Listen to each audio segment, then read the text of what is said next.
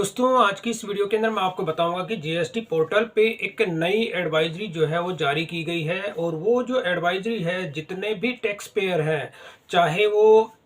Online अपना work करते हो चाहे वो अपना ऑफलाइन वर्क करते हो, तो उन सभी के लिए ये जो एडवाइजरी जारी की गई है वो काफ़ी इम्पोर्टेंट है। और इसके अंदर साफ साफ जो है जीएसटी पोर्टल ने ये लिखा है कि अब आपको जो भी अपनी GSTR 1 जब आप फाइल करते हैं तो उसमें GSTR 1 और GSTR 1A के अंदर अब आपको HSN वाइज जो होती है वो समरी की डिटेल जो है आपको मेंशन करना मैंडेटरी है। अगर आप नहीं करते हैं तो उस केस में आपके GSTR 1 जो होता है उसको ब्लॉक भी कर देंगे। तो यहाँ पर ये एडवाइजरी अगर आप देखेंगे तो जीएसटी पोर्टल ने जो है लॉन्च की है 9 जनवरी 2025 को। और इसमें आप देखेंगे कि implementation of mandatory mentioning of HSN code in GSTR 1 and GSTR 1A। तो जैसे ही मैं इस पर क्लिक करके अगर आपको डिटेल से मैं बता देता हूँ तो इसकी एक समरी मैं आपको सबसे पहले बताना चाहूँगा कि यहाँ पर उन्होंने एडवाइजरी के अंदर ये जारी किया कि भाई पहले हमने जो है सक्सेसफुली इम्प्लीमेंटेशन जो है किया था फेस 1 और फेस 2, यानी कि HSN के अंदर ये दो ऐसे फेस 1 और फेस 2 के अंदर क्या होता था कि अगर अपनी HSN वाइज अगर डिटेल आप मेंशन करते थे तो वो मैनुअल आप एंट्री करके और नहीं भी करते थे तब भी आपकी GSTR 1 जो होती है वो फाइल हो जाती थी। लेकिन अब यहाँ पर इन्होंने साफ साफ लिखा है कि अगर आप यहाँ पर यानी कि ये इम्प्लीमेंशन हुआ है मैंडेटरी है और ये भी क्या है मीनिंग मेंशनिंग आपको मेंशन करना है। कौन सा? HSN कोड, यानी HSN कोड आपको मेंशन करना है अपनी GSTR 1 और GSTR 1A के अंदर। और ये जो इम्प्लीमेंट जो किया गया है इम्प्लीमेंशन ये है फेस 3, इसका नाम दिया गया क्योंकि फेस 1 और फेस 2 की अगर मैं बात करूं तो ये ऑलरेडी जीएसटी पोर्टल पे इम्प्लीमेंट इनका हो चुका था और फेस 2 जो होता है वो नवंबर में ही अप्लाई हुआ था। और होने के बाद आप देखेंगे कि ये जो फेस 3 जो इन्होंने लिखा है यहाँ पे कि फेस 3 जो होता है रिगार्डिंग टेबल 12 है, यानी कि HSN वाइज जो समरी की डिटेल आप मेंशन करेंगे वो GSTR 1 के अंदर टेबल नंबर 12 होती है, उसके अंदर आपको ये डिटेल देनी है। और इसका जो इम्प्लीमेंटेड जो होता है रिटर्निंग पीरियड क्या रहेगा? जनवरी 2025, यानी कि दिसंबर का आप अभी GSTR 1 आप फाइल कर रहे हैं तो उस केस में यहाँ पर ये फेस 3 जो होता है इसमें अभी इम्प्लीमेंट नहीं होगा। अब दिसंबर के बाद जब आप जनवरी के अंदर जो अपनी GSTR 1 फाइल करेंगे, जनवरी की जो सेल आपकी होती है उसकी आप फरवरी के अंदर करेंगे, तो जो आपका जो रिटर्न पीरियड होता है जनवरी 2025, यानी कि अब आप देखेंगे कि रिटर्न पीरियड अभी जो दिसंबर का चल रहा है, दिसंबर के बाद जनवरी जो होगा इसमें से आपका जो रिटर्न आप इसमें जो GSTR 1 के अंदर अपनी डिटेल देंगे उसमें HSN वाइज आपको डिटेल जो होती है वो कंप्लीट आपको देना होगा। और इन्होंने ये भी लिख दिया कि in this phase manual entry HSN has been replaced, यानी कि ये जो ये फेस 3 है इसके अंदर इन्होंने मैनुअल एंट्री थी उसको रिप्लेस कर दिया है। यानी कि पहले आप अपनी जो HSN कोड जो थे उसको मैनुअल आप एंट्री करते थे तो वो मैनुअल एंट्री को यहाँ पे रिप्लेस कर दिया। और रिप्लेस करने के साथ ही इन्होंने लिखा है कि आपको करेक्ट जो HSN कोड होगा उसको ड्रॉप डाउन जो लिस्ट होती है, ड्रॉप डाउन लिस्ट में से आपको सेलेक्ट करना है। और सेलेक्ट करने के बाद उसके बाद आपको टेबल नंबर 12 हैज बीन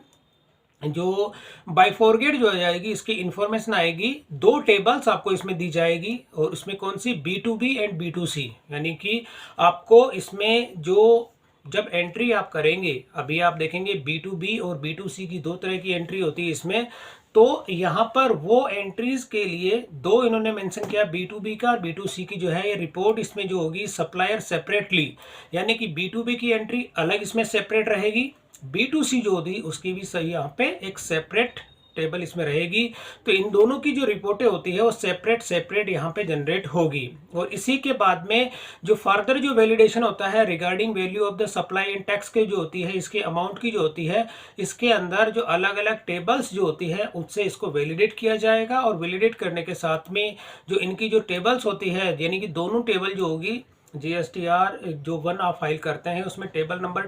12 के अंदर ये एंट्री जाएगी। B2B की एंट्री जो आप जैसे टेबल नंबर 4 के अंदर करते हैं और इसके अलावा जो टेबल नंबर 7 होती है उनके अंदर जो डाटा आपने फीड किया है उसी के हिसाब से इसमें टेबल नंबर 12 के अंदर जो HSN कोड आप देते हैं उसका डाटा इसमें वैलिडेट होगा। और इसी के बाद में यहाँ पर क्या होता है कि स्टार्टिंग के अंदर मतलब अभी आप क्या करते हैं कि जो इसमें अगर कोई भी जो वैलिडेशन आप इसमें करते हैं और करने के बाद में ये भी वार्निंग मोड, यानी कि कोई भी डाटा अगर आपका जो वैलिडेशन इसमें होता है, वैलिडेशन का मतलब जो एंट्रीज आपने बाकी के टेबल्स के अंदर देते हैं B2B की और B2C की, अगर उनका डाटा अभी मिसमैच होता है तो ये वार्निंग मोड के अंदर यहाँ पे इन्होंने लिखा है कि अभी आपका जो डाटा अगर वैलिडेट होता है और वैलिडेट होने के बाद में अगर वो मिसमैच होता है तो यहाँ पर उसको जो है अभी वार्निंग मोड में रखा जाएगा, क्योंकि वार्निंग मोड में भी पर्टिकुलर ज़्यादा नहीं रखा जाएगा, कुछ महीनों के लिए इसको वार्निंग मोड में रखा जाएगा। और इसके बाद में जो आप लेकिन क्या करेंगे, आपको एक तरह का वार्निंग मैसेज होगा और वार्निंग मैसेज के साथ ही आप अपनी जो GSTR1 जो फाइलिंग है GSTR1 आप फाइल कर सकते हैं। तो यहाँ पे साफ साफ इन्होंने लिखा है कि आपका जो वार्निंग मोड रहेगा और वार्निंग मोड के वो कब रहेगा, जब आपका डाटा मिसमैच होगा। और वैलिडेशन जो होता है इसमें उसके बाद में विल नॉट बी ब्लॉकर, यानी आपको उसको ब्लॉक नहीं करेंगे और आप अपनी जो फाइलिंग होती है GSTR1 और GSTR1A को फाइल आप कर सकते हैं। और अगर आपको और इसकी डिटेल देखनी है तो डिटेल के लिए जैसे मैं यहाँ पे क्लिक करता हूँ तो ये एडवाइजरी आपके सामने देखने को मिलती है। इसी एडवाइजरी का थोड़ा सा थ्योरी पोर्शन मैं आपको समझा देता हूँ। तो यहाँ पर ये इसमें जो टेबल होती है इसमें सबसे पहले मैं आपको ये दिखाना चाहूँगा कि ये कब से इफेक्टिव हो गया था। फेज़ 2 की यहाँ पर बात हो रही है तो फेज़ 2 आप देखेंगे 1 नवंबर 2022 से ही ये इसमें ये लागू हो गया था फेज़ 2। और अब जो फेज़ 3 जो होता है आप देखेंगे कि सेकंड नंबर का जो पॉइंट होता है इसमें लिखा है कि फेज़ 3 जो होता है रिपोर्टिंग करता है HSN वाइज जो होती है, इसमें कोड की डिटेल और टेबल नंबर 12 के अंदर GSTR1 और GSTR1A के अंदर आपको इंप्लीमेंट करना है। ये भी जनवरी 2025 का जो रिटर्न पीरियड होगा तब से आपको इसके अंदर ये मैंडेटरी है, ये आपको फाइलिंग इसमें करना है। और ये चेंजेस जो इसमें जो चेंजेस किए गए हैं वो चेंजेस की डिटेल यहाँ पर आप देखेंगे तो नीचे। अब यहाँ पे फेज़ 2 की अगर मैं बात करूँ दोस्तों तो फेज़ 2 के अंदर यहाँ पे क्या क्या था पहले वो डिटेल्स आपको मैं दिखा दूँ कि जिनका जो भी टैक्स पेयर होते हैं उनका एनुअल टर्नओवर अगर 5 करोड़ तक का होता है, यानी कि उनका 0 से लेके 5 करोड़ तक का उनका टर्नओवर होता है, तो उस केस में उनको फेज़ 2 के अंदर 4 डिजिट के जो HSN कोड होते हैं उनकी डिटेल उनको देनी होती थी। अब यहाँ पर अभी क्या है कि टर्नओवर तो उनकी जो लिमिट अगर आप देखेंगे फेज़ 3 के अंदर भी वही है और फेज़ नंबर जो 2 के अंदर यहाँ पर 5 करोड़ से जिसका ज़्यादा होता था टर्नओवर, एनुअल टर्नओवर, उस केस में उनको 6 डिजिट जो होते हैं वो HSN कोड की डिटेल उसमें देनी होती थी। HSN कोड के जो होते हैं 6 डिजिट उसमें एंटर करने होते थे। अब यहाँ पर फेज़ 2 के अंदर आप देखेंगे बाकी और भी कोई इन्फॉर्मेशन यहाँ पर नहीं थी, क्योंकि अगर ये HSN कोड अगर आप जैसे मान के चलो एंट्रीज अगर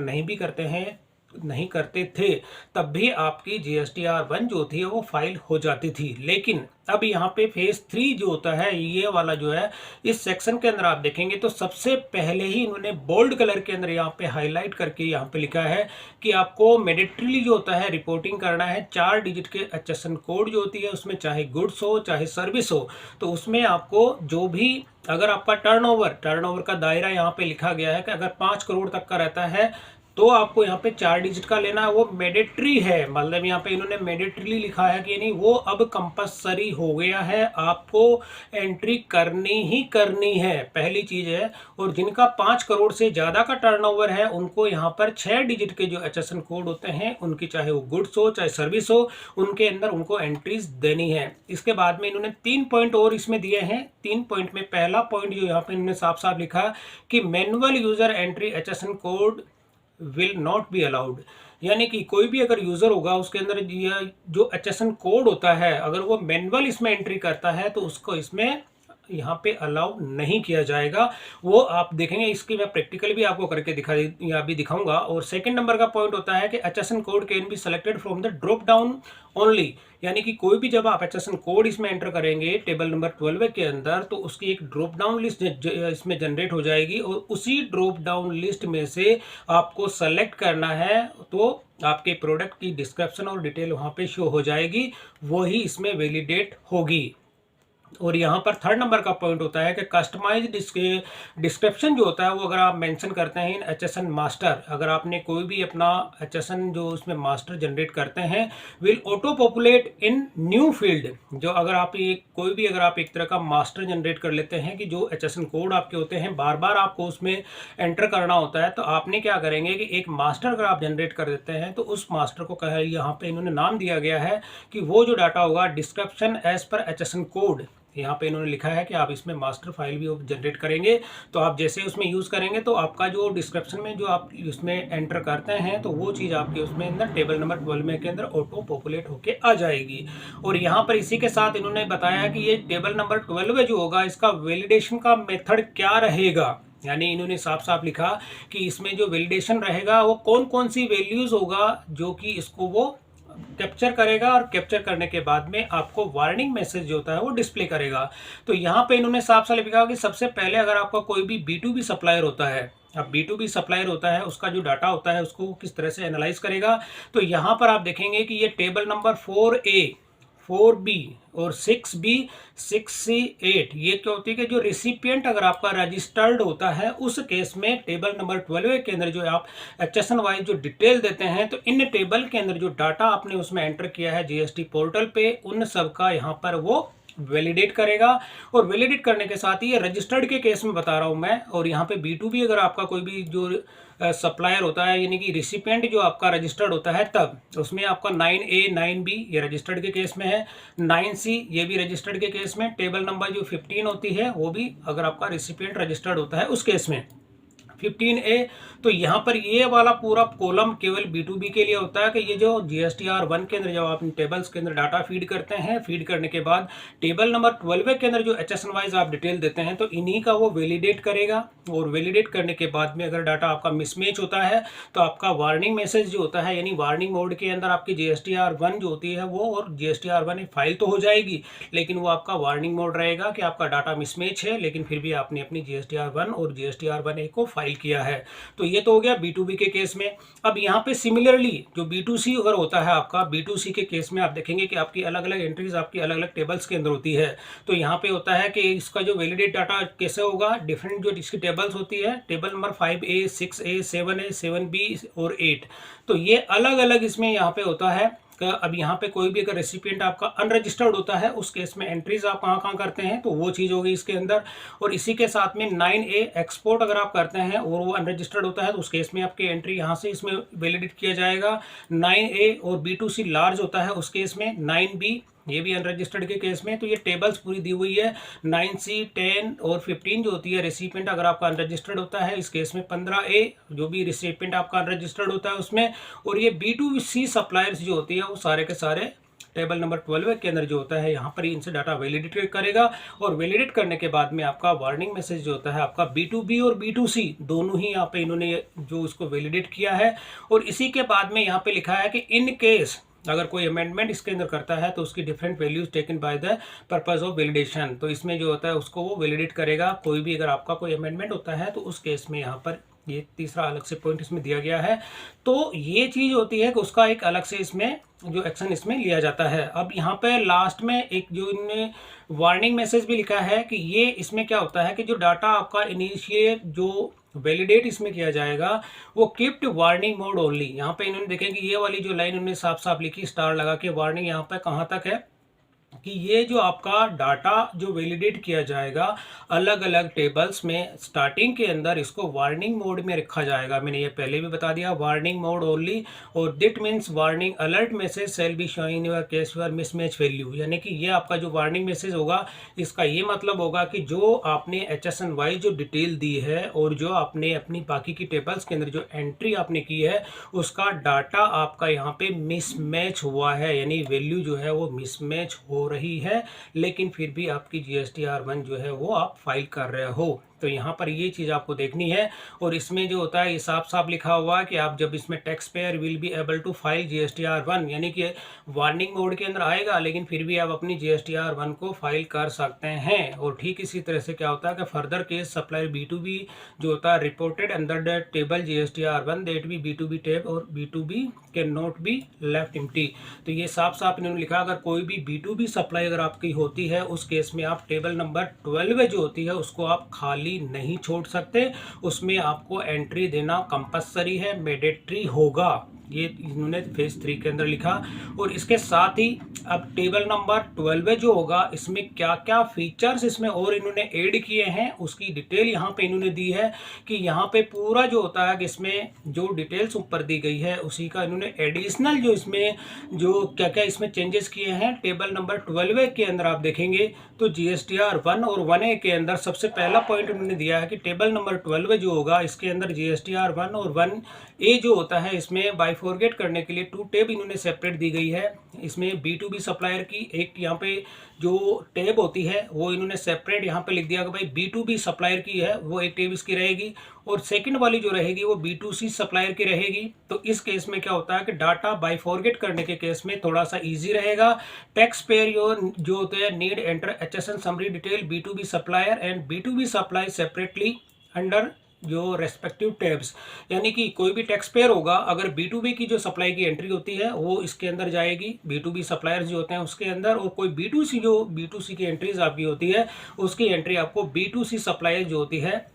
उसके अंदर आपको इनकी एंट्रीज करनी होगी। ये फर्स्ट नंबर का पॉइंट ये कहता है। और सेकंड नंबर का ये पॉइंट कहता है कि एक नया बटन आपको इसमें दिया जाएगा जो कि has been introduced in table number 12 है। तो टेबल नंबर 12 के अंदर एक नया बटन आपको इसमें देखने को मिलेगा जिसमें अंदर क्या होगा कि डाउनलोड HSN कोड लिस्ट, यानी कि ये बटन आपको उसके अंदर मिलेगा जिसमें कि डाउनलोड HSN कोड जो लिस्ट होगा वो आपको इसमें डाउनलोड इसमें ऑप्शन मिलेगा। और जिस पर कि आप क्लिक करने पर यहाँ पे क्या होगा, जैसे आप उस पर क्लिक करोगे on this button taxpayer would be able to download an Excel file with the updated list HSN and HSE code of goods and service along with their descriptions। यानी कि वो जो बटन्स आपको मिलेगा उसके अंदर जैसे आप क्लिक करेंगे तो एक एक्सेल की फाइल आपको मिलेगी जिसके अंदर लेटेस्ट HSN कोड रहेगा। इसके साथ ही SSE जो कोड होता है उसकी पूरी डिटेल्स आपको उसमें देखने को मिलेगी। पूरी एक्सेल की फाइल जो होती है उस पर क्लिक करोगे तो पूरी की पूरी वो पूरी HSN कोड की और SSE को जो कोड होता है उनकी डिटेल्स आपको उसमें देखने को मिलेगी। और इसी के साथ में थर्ड पॉइंट उन्होंने यहाँ पे लिखा है कि कोई भी एक बटन जो आपका होगा product name in my master, यानी कि कोई भी अगर आपका प्रोडक्ट होता है जिसको कि आप अपने उसमें मास्टर के अंदर ऐड कर लेते हैं तो इस केस में क्या होगा, हैज़ बिन मेड सर्चेबल, यानी कि कोई भी अगर आप बटन के थ्रू अपना जो मास्टर कोई उसमें बनाते हैं HSN के अंदर कोई भी आपका प्रोडक्ट होता है उसके आपने उसमें नाम दे दिया और मास्टर के अंदर वो ऐड हो जाता है तो वो आपका सर्चेबल के अंदर जो भी आप जो HSN कोड उसमें एंटर करते हैं तो उसके अंदर वो ड्रॉप डाउन लिस्ट के अंदर ऐड हो जाएगा, यानी वो सर्च के अंदर आएगा। और उसमें क्या होगा कि टैक्स पेयर जो भी होगा कैन बी सर्च, उसको सर्च कर सकता है। Description provided by the HSN master, जो उसमें जो भी आप सेलेक्ट करते हैं तो सेलेक्ट के केस में वो वहाँ पे आपको देखने को मिलेगा। इसका नेम जो होता है सेम HSN कोड डिस्क्रिप्शन जो भी आपने अगर कोई मास्टर फाइल आप बना देते हैं पर्टिकुलर अपने सेपरेट HSN कोड के लिए तो सारी चीज़ें इसमें एप्लीकेबल होगी। इसके साथ में UQC और इसमें क्वांटिटी सेल भी auto populate in the optional जो फंक्शनलिटीज़ जो होता है। अब यहाँ पर ये इन्होंने अलग से तीनों पॉइंट्स मैंने आपको एक्सप्लेन कर दिए कि यहाँ पर अब टेबल नंबर 12 के अंदर ये फीचर्स जो अभी अवेलेबल है या नहीं है वो चीज़ में मैं आपको दिखा देता हूँ। और ये जो डाटा वैलिडेट करेगा ये टेबल्स मैंने अभी आपको दिखाई थी, इनका भी मैं थोड़ा सा प्रैक्टिकल आपको यहाँ पे दिखा देता हूँ GST पोर्टल पे कि कौन कौन से ऐसी टेबल्स हैं जिनका कि डाटा वो वैलिडेट करेगा। टेबल्स का यहाँ पे डिटेल दी गई है, तीनों पॉइंट आप अगर एडवाइजरी में देखेंगे तो सारा पॉइंट्स B2B के लिए अलग है, B2C के लिए अलग है और सारी चीज़ें अब मैं आपको GST पोर्टल पे दिखा देता हूं। तो जैसे मैं यहाँ पे अपना GST पोर्टल है इसी के अंदर आपको लॉगिन करके दिखाता हूं। यहाँ पे जैसे सर्विसेज के अंदर जाता हूं और यहाँ पे रिटर्न्स, तो रिटर्न डैशबोर्ड के अंदर जाके मैं जैसे यहाँ पे दोबारा लॉगिन करके आपको दिखा देता हूँ।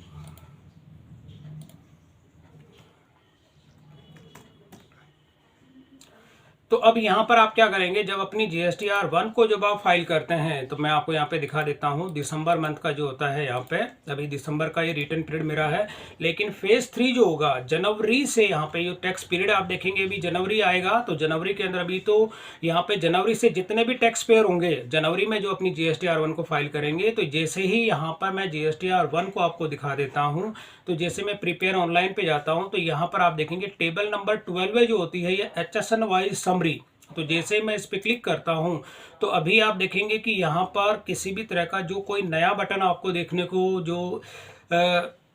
सेपरेट यहाँ पे एक एडवाइजरी के अंदर यहाँ पे इन्होंने लिखा था कि यहाँ पर आपको B2B जो सप्लाई होती है वो और B2C सप्लाई जो होती है, ये दो टैब यहाँ पे जो होती है कि आपको अलग से देखने को नहीं मिल रही है अभी, तो ये वाली चीज़ होती है। अब इसके अंदर HSN वाइज जो समरी जो मैंने अभी आपको बताया था, तो HSN वाइज समरी के अंदर क्या होता है कि यहाँ पर पहले आप मैनुअल जो HSN कोड एंटर करते थे, जैसे मैनुअल मैं यहाँ पे एंटर कर रहा हूँ, ये HSN कोड मैंने डाला, तो अब मैनुअल डालने के साथ ही अगर मैं आगे बढ़ता हूँ, जैसे मैंने आगे बढ़ गया तो ये क्रॉस हो गया, यानी कि इट मीन्स ये एंट्री जो होती है इसमें वैलिड नहीं है। तो इसके लिए आपको क्या करना होगा, यहाँ पर जो एंट्री जैसे मैंने किया, तो और ये ड्रॉप डाउन लिस्ट जो आ रही है, ड्रॉप डाउन लिस्ट में से आपको सेलेक्ट करना होगा। अब सेलेक्ट करने के साथ ही डिस्क्रिप्शन यहाँ पे ऐड हो गया, तो ये एंट्री वैलिडेट होगी, मतलब ये इस तरह को ये एंट्री इस तरह से आपको जो भी आपके HSN कोड होते हैं उन एंट्रीज के अंदर आपको यहाँ पे ड्रॉप डाउन में से सेलेक्ट करना है, क्योंकि एडवाइजरी में साफ साफ ये लिखा है जो मैं आपको अभी थोड़ी देर पहले एक्सप्लेन कर चुका हूँ।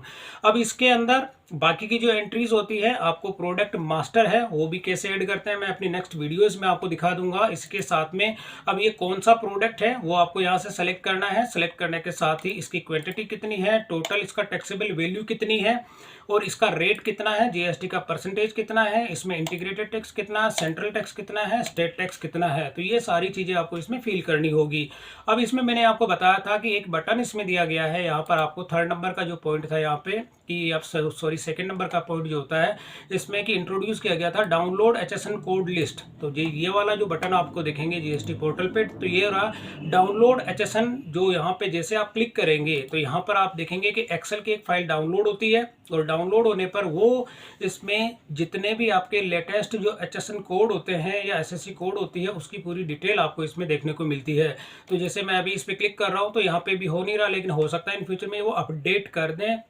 करने के साथ ही यहाँ पे बटन्स का अगर नेम भी आप देखते हैं तो थोड़ा सा चेंज आपको मिल रहा है, लेकिन यहाँ पे ये बटन का नेम दिया गया है डाउनलोड HSN कोड लिस्ट, यानी कोड्स जो लिस्ट होती है ये यहाँ पर, लेकिन नेम अभी यहाँ पे डाउनलोड HSN एक्सेल आ रहा है यहाँ पे। तो इसको हो सकता है कि जनवरी के अंदर जब आप इसको चेक करें, टेबल नंबर 12 है, तो ये जो मैंने चेंजेस अभी बताए हैं या एडवाइजरी के अंदर जो चेंजेस यहाँ पे आपको देखने को मिल रहे हैं, ये सारा जो रिटर्न पीरियड होता है जनवरी का उसमें आपको देखने को मिले। तो दोस्तों ये था बेसिकली जो अपनी GSTR-1 के अंदर जो